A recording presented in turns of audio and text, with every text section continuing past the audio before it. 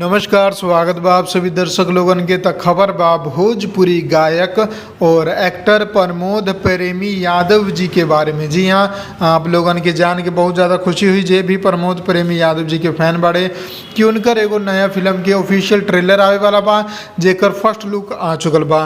Film के नाम रखल गईल बा तू निकला छुपा रुस्तम। जी हाँ, तू निकला छुपा रुस्तम। जो ना फिल्म में प्रमोद प्रेमी यादव जी के साथे अदाकारा बाड़ी पूनम दुबे जी। जी हाँ, पूनम दुबे जी हीरोइन बाड़ी, प्रमोद प्रेमी जी हीरो बाड़े।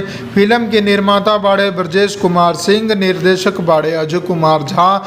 और फिल्म की जो ऑफिशियल ट्रेलर बा वो आदि शक्ति एंटरटेनमेंट यूट्यूब चैनल पर 10 दिसंबर शाम 6 बजे रिलीज कर दिहल जाई। अभी फिलहाल एक दूगो पोस्टर रिलीज भइल बा जो कि आप लोग सामने स्क्रीन पर देख सकतानी।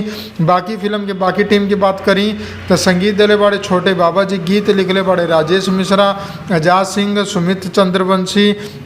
एकरा अलावा पटकथा देले बाड़े अनिल विश्वकर्मा, संवाद देले बाड़े इंद्रजीत कुमार। और भी बहुत सारा टीम बा, जैसे मारधाड़ में इकबाल सुलेमान जी, छायागन यानी कि डीओपी बाड़े डीके शर्मा जी। बाकी के टीम और भी बहुत सारा टीम बा में, लेकिन जितना आप लोगन के बतौनी वो आप लोग देख लें। बाकी पोस्टर पर पढ़ लें हम। और 10 तारीख के एक ट्रेलर रिलीज हो रहा बा, तो तैयार रही शाम 6 बजे आदि शक्ति एंटरटेनमेंट यूट्यूब चैनल पर। तो अगर खबर पसंद आयल बा तो लाइक करी, ज़्यादा से ज़्यादा शेयर करी और प्रमोद प्रेमी जी के फैंस क्लब में भी एक शेयर कर दी ताकि ज़्यादा व्यू आ जाए। और चैनल के सब्सक्राइब ना करें, नहीं आप लोग वीडियो देख ले में नहीं, चैनल के सब्सक्राइब भी करल करी, बेल आइकन भी दबावल करी ताकि सारा अपडेट आप लोगन के टाइमली मिलते रहे। जय भोजपुरी, प्रणाम।